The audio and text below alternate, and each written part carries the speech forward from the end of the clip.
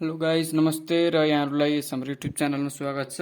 म आज class 10 optional math ट्रिगोनोमेट्रीको हाइट एन्ड डिस्टेन्सको फिगर कसरी बनाउने भन्ने विषयमा यहाँहरू सामु यस भिडियो लिएर उपस्थित भइसकेको छु र अब म यहाँ विभिन्न ट्रिक्सहरूका साथ जस्तोसुकै गाह्रो हाइट एन्ड डिस्टेन्सको क्वेसनलाई पनि त्यसको फिगर कसरी बनाउने भन्ने विषयमा म आज भन्न जाँदैछु। मसँग धेरै ट्रिक्सहरू पनि छन् र म ती ट्रिक्सहरू पनि भन्नेछु र त्यो भनिसकेपछि यहाँहरूले त्यो सजिलैसँग जस्तोसुकै हाइट एन्ड डिस्टेन्सको वर्ड प्रब्लमलाई फिगरमा सजिलै तरिकाले व्यक्त गर्न सक्नुहुनेछ।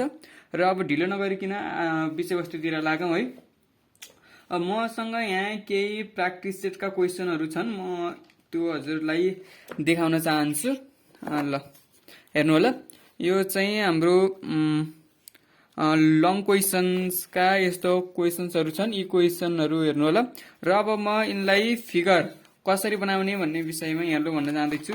र म यहाँ हाम्रा विभिन्न मोडलका छन्, म प्रत्येक मोडलबाट एउटा क्वेसनको फिगर बनाउने छु र सबै मोडलहरू उस्तै उस्तै नै छन्। र अब ढिलो नगरिकन फिगर बनाउनतर्फ लागौँ। पहिला हामीले फिगर बनाउनुभन्दा पहिले हामीले के कुरामा ध्यान दिनुपर्छ भने पहिला क्वेसनको ढाँचा कस्तो छ, क्वेसनले कस्तो तरिकाले सोधेको छ भन्ने कुरा जान्नुपर्छ है। र अब यहाँ हेरौँ, हामी 1 को एबाट नै सुरु गरौँ है। 1 को एमा हामीलाई के भनेको छ भने the angle of elevation of the top of a tree is observed from a point on the ground is found to be 60 degree. On walking 40 meter away from the point, the angle of the elevation was found to be 45 degree. They find the height of the tree भनिन्छ। अब क्वेसनले के भनेको भने जमिनमा रहेको कुनै एउटा बिन्दुबाट एउटा रुखको टुप्पोमा हेर्दा उन्नतांश कोण 60 डिग्री पाइयो र सो बिन्दुबाट 40 मिटर अझ पर गएर हेर्दा उन्नतांश कोण 45 डिग्री पाइयो भने सो रुखको उचाइ पत्ता लगाउनुहोस् भन्छ। अब पहिला यहाँ के हेर्ने, पहिला यहाँ क्वेसन अनुसार जाम है। The angle of elevation of the top of the tree भनेपछि एउटा टप अफ द ट्री भनेपछि एउटा ट्री बनाइहाल्ने, एउटा ट्री बनाइहाल्ने र यसको नाम दिइहाल्ने है। र अब यहाँ top of the tree observe from a point, point भनेपछि कुनै एउटा point is found to be 60 degree भनेपछि कुनै एउटा पोइन्ट भनेपछि यहाँबाट उसले हेर्दा कति डिग्री पायो भन्दा 60 डिग्री पायो। एंगल अफ एलिवेशन हाम्रो 60 डिग्री पायो हैन। अन वाकिङ 40 मिटर अवे, अझै 40 मिटर अवे भनेपछि अझै 40 मिटर टाढा, यसलाई हामीले 40 मिटर दिने र त्यहाँबाट हेर्दा उसले 45 डिग्री पायो। 45 डिग्री भनेपछि यो सुरुको पोइन्टबाट त्यसमा जोड्ने र अनि 45 डिग्री। अब यसको नाम दिने यो BCD है। र अब यहाँ अब फेरि अब अनि यो फिगर बनाइसकेपछि फेरि एक फेरि क्वेसन हेर्ने। The angle of elevation of the top of the tree है, यो हाम्रो एबी भनेको हाम्रो ट्री छ। Top of the tree of a point of a ground, कुनै एउटा ग्राउन्डको बिन्दुबाट हेर्दा 60 डिग्री पाइयो, 60 डिग्री। अनि त्यसपछि अनवाकिङ 40 मिटर, अनवाकिङ 40 मिटर भनेपछि 40 मिटर अझै टाढा जाने है। यहाँ अझै 40 मिटर अझै टाढा जाने र त्यहाँबाट हेर्दा उसले 45 डिग्री पायो र फेरि सुरुका पोइन्ट्समा लगाएर 45 डिग्री जोडिदिने र अनि त्यसपछि हाम्रो हाइट अफ द ट्री निकाल्ने। यो निकाल्नको लागि हामीले लेट गरेर गर्नुपर्छ। मैले यस भिडियोमा फिगर मात्र बनाउँछु र हजुरहरूले यसको सोलुसन पनि चाहियो भने तल कमेन्ट बक्समा गरिदिनु होला, कमेन्ट बक्समा कमेन्ट गरिदिनु होला र कमेन्ट यदि धेरै आएछ भने म यसको सोलुसन भिडियो पनि लिएर आउनेछु। र अब हाम्रो मोडल 1 भयो। अब हामी जाम मोडल 2 मा। यो हाम्रो मोडल 1 हो। अब हामी मोडल 2 मा जाम है। र यहाँ मोडल 2 को पनि म ए नै गरिदिन्छु। यो हाम्रो मोडल 2 हो। ल ठिक छ। र मोडल 2 को ए मा के हुनेछ भने from the roof and foot of the house है, रुफको फुट र रुफबाट के हाउसको फुट र रुफबाट the angle of depression, angle of depression and elevation of the top of a tree are 60 degree and 30 degree respectively. If the height of the tree is 15 feet, then find the height of the house. म यसलाई नेपालीमा पनि भनिदिन्छु। एउटा घरको छत र फेदबाट एउटा रुखको टुप्पोको अवनति कोण र उन्नतांश कोण क्रमशः 60 डिग्री र 30 डिग्री छन् यदि रुखको उचाइ 15 फिट भए घरको उचाइ पत्ता लगाउनुहोस् भनिन्छ। अब यहाँ हामीलाई के कुरा दिएको छ भनेर पहिला त हेर्ने। एउटा रुख भनेको छ, अर्को घर भनेको छ।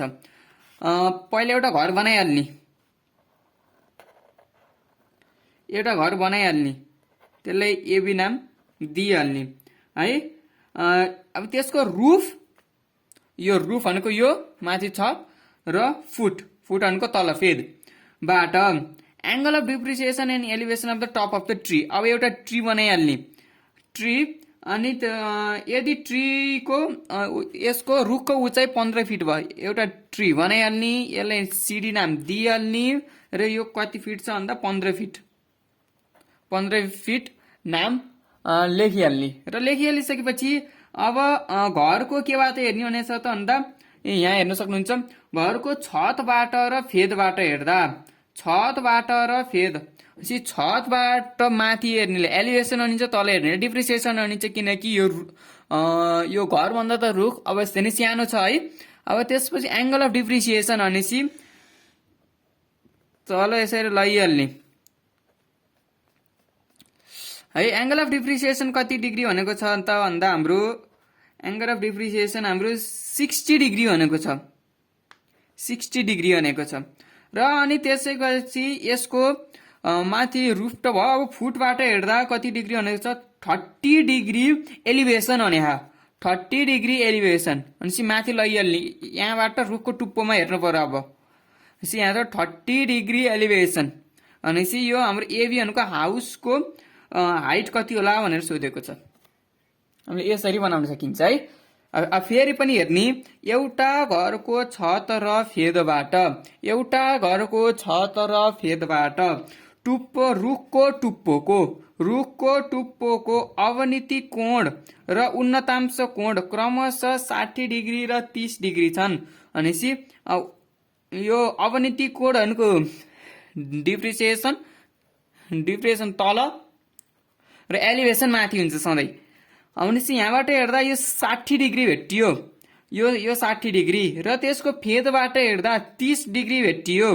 30 डिग्री हाम्रो एंगल अफ एलिभेसन र एंगल अफ एलिभेसन 30 डिग्री यसरी लेख्ने र हाउसको हाइट यसरी पत्ता लगाउने। र अब हामी 3 मा जाम। 3 मा यसको मोडल अलिकति लामो रहेछ, म एउटा बीचबाट गरिदिन्छु। म कुन गरिदिन्छु, ओके ठिक छ, रेकर्डिङ भइरहेछ है, ल ठिक छ। म अब यसको एउटा कुनै गरिदिन्छु है। कुन गरिदिउँ म,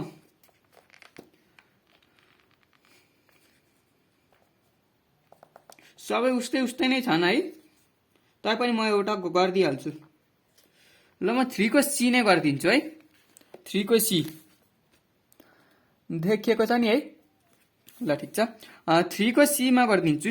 एउटा घर अगाडिको रुखको टुप्पोमा चरा बसिरहेको छ। पहिला म इंग्लिश भनिदिन्छु। A bird is sitting on the top of the tree which is in front of the house. The angle of elevation and angle of depression of the bird from the bottom and top of the house are 60 degree and 30 degree respectively. If the height of the tree is 21 meter, then find the height of the house भनेको छ। अब यसले के भनेको, म यसलाई फेरि नेपालमा भनिदिन्छु। एउटा घर अगाडिको एउटा रुखको टुप्पोमा एउटा चरा बसिरहेको छ। सो घरको आधार सतह र छतबाट चरालाई हेर्दा बन्ने उन्नतांश कोण र अवनति कोण क्रमशः 60 डिग्री र 30 डिग्री छन्। यदि रुखको उचाइ 21 मिटर भए घरको उचाइ पत्ता लगाउनुहोस् भनेको यो त्यो अघिको जस्तै हो, यो यहाँ अघि गरे नि त्यस्तै हो। अब एउटा घर बनाइहाल्ने है। अब जे भनिन्छ पहिला त बनाइहाल्ने र अनि अर्को रुख एउटा बनाइहाल्ने, घरभन्दा रुख सानो हो बनाइहाल्ने। अब बनाइसकेपछि हामीले के हेर्ने त भन्दा बन्ने उन्नतांश कोण, छतबाट चरालाई हेर्दा बन्ने उन्नतांश कोण र अवनति कोण है। उन्नतांश कोण भनेपछि माथि एलिभेसनलाई माथि यसरी बनाइहाल्ने र यसै गरी अवनति कोण भनेको डिप्रेसन भनेपछि माथिबाट हेर्ने भने हैन, छतबाट डिप्रेसन बनाइहाल्ने।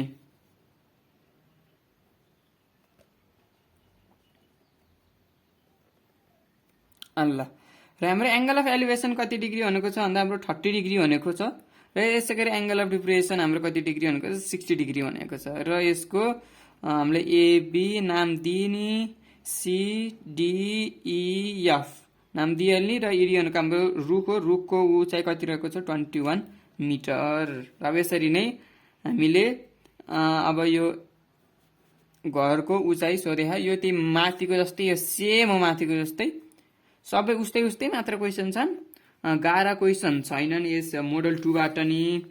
अब हामी जाम मोडल 3 मा।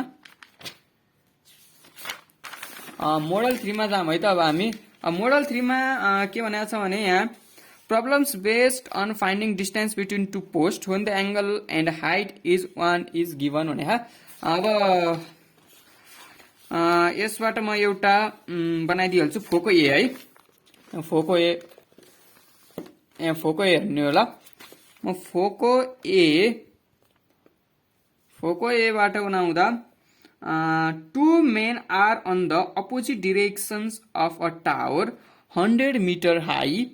If they are observed the top of the tower, the angle of elevation are found to be 30 degree and 45 degree respectively. Then find the height of the distance between men.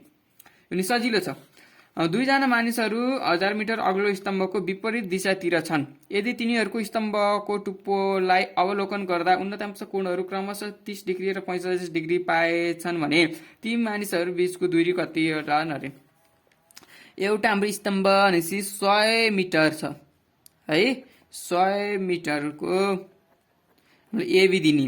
यदि दुईटा मान्छेहरू विपरीत दिशामा छन् भनेपछि यसको opposite डिरेक्सनमा भनेपछि दुईटा पोइन्ट बनाइदिइहाल्ने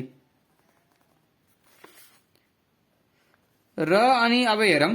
अनि त्यसपछि तिनीहरूले एउटाबाट हेर्दा कति भनौँ भन्दा एउटाबाट हेर्दा 30 डिग्री भनौँ, यताबाट हेर्दा 45 डिग्री भनौँ भनेपछि ती दुईटा बीचहरूको दूरी कति होला भनेको बीसीडी। यो नि यसरी नै हो है। अब two men are on the opposite direction of tower। एउटा हाम्रो 100 मिटरको टावर छ भने तिनीहरू दुईटा अपोजिट डिरेक्सनमा छन्। If they observe the tower, the angle of elevation found to be 30 degree। तिनीहरूले यदि टावरको टुप्पोमा हेर्यो भने तिनीहरूको एंगल अफ एलिभेसन कति हुँदो रहेछ त भन्दा 30 डिग्री र 45 डिग्री हुँदो रहेछ भने find the distance between the main. अब त्यो दुईटा मान्छे बीचको दूरी पत्ता लगाउनुहोस् भनेको छ। यो यसको फिगर यो भयो। अब हामी जाम अर्को मोडल 4 मा जाम। मोडल 5 मोडल 4 नै हो यो किनकि मैले यसको दुईटा गरिदिएको थिएँ भन्दा माथिको। मोडल 4 मा हेर्दा on finding height of flag staff statue tower हुन the angle from the same point are given भनेको छ। यो यसको नै म एउटा गरिदिइहाल्छु। म 5 को ए नै गरिदिन्छु। A tower and flag staff on its top subtend angle of 30 degree and 15 degree respectively at a point 100 meter away from the foot of the tower. Find the height of flag staff भनेको छ। अब के हो भने स्तम्भ र स्तम्भ माथि खडा गरिराखेको ध्वज दण्डले स्तम्भको फेददेखि 100 मिटर पर रहेको स्थानमा क्रमशः 30 डिग्री र 15 डिग्रीको कोण बनाउँछन् भने ध्वज दण्डको उचाइ पत्ता लगाउनुहोस् भनेको छ। अब एउटा हामीले यसलाई ध्वज दण्ड मान्यौं भने, फ्ल्याग स्टाफ मान्यौं भने यसलाई हामी के मान्छौं त भन्दा एउटा टावर मान्दछौं।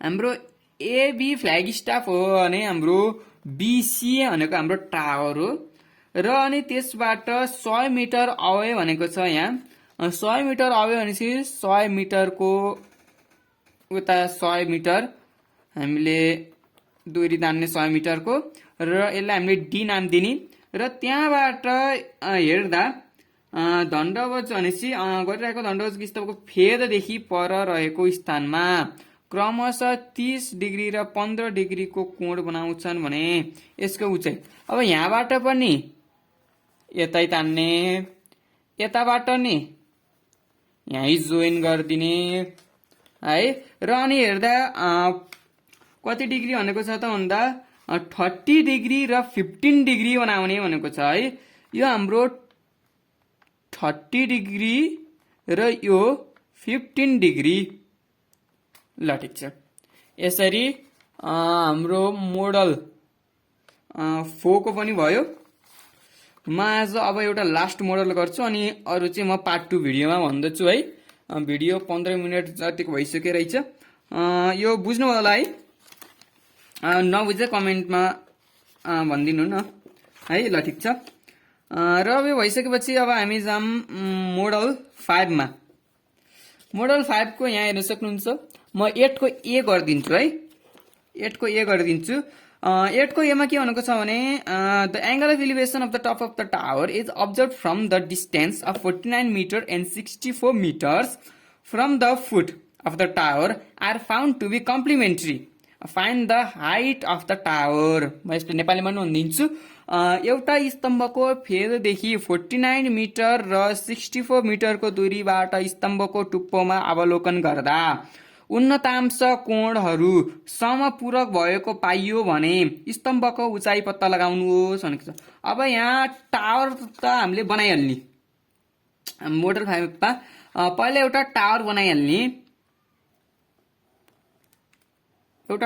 बनाइहाल्ने र अनि 49 मिटर र 64 मिटर भनेपछि पहिला एउटा लाइन तानिहाल्ने र लाइन तानिसकेपछि के भनेको छ भन्दा स्तम्भको फेददेखि भनेपछि यहाँ यो हाम्रो एबी मानौं फेददेखि 49 मिटर र 64 मिटरको दूरीबाट स्तम्भको टुप्पोमा अवलोकन गर्दा भनेपछि एउटा 49 मिटर हो भनेपछि अर्को हाम्रो 64 मिटर यो होल चाहिँ हाम्रो 64 मिटर हो र त्यहाँबाट हेर्दा हाम्रो कम्प्लिमेन्ट्री देखियो कम्प्लिमेन्ट्री भनेको दुईटा एंगल जोड्दा 90 डिग्री हुने यो है यसलाई सी नाम दिम यसलाई डी नाम दिम यसलाई हामी थीटा दिम भने यसलाई हाम्रो 90 डिग्री माइनस थीटा दिम किनकि यो कम्प्लिमेन्ट्री भनेको छ र अब सोलुसन गर्न त सकिहाल्नु हुन्छ होला tan थीटा निकाल्ने यो tan 90 माइनस थीटा को cot थीटा हुन्छ cot थीटा को tan को उल्टो हुन्छ अनि यसरी नै अनि सल्भ गर्नु होला हस्त आजलाई यति नै अब हामी अर्को भिडियोमा भेट्ने छौं पार्ट 2 भिडियो कमेन्ट आयो भने म पार्ट 2 भिडियो पनि लिएर आउने छु र आजलाई यति नै हजुर thanks for watching this video bye by